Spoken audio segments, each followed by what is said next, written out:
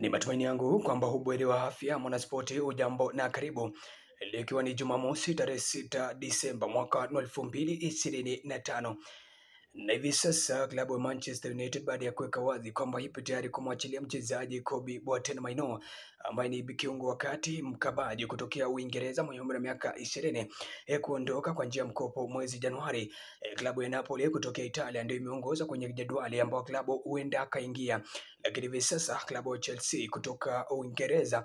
ndio klabu ambayo kwa sasa inatamani sana kufanya mazungumzo na the Red Devils ili kuweza kunasa sajili ya mwamba huyu kwa njia ya kondoma. Na habari zingine ni kwamba klabu ya Manchester City hivi sasa ipo tayari kutoa kitita cha takriban pauni milioni 70 ili kuweza kunasa usajili wake Brazil ambaye anahudumia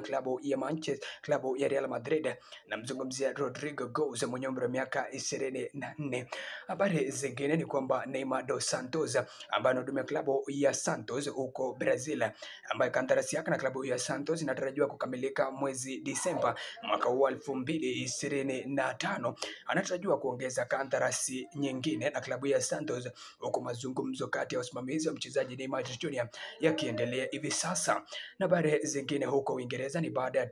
Thiago ambaye ni mshambulizi wa klabu ya Brentford kufunga magoli 11 chini ya mechi 14, anatarajiwa kuwindwa na klabu mbalimbali, huko klabu ya Newcastle United, Tottenham Hotspur na Aston Villa zikiwa hivi sasa zitaonyesha nia kumsajili.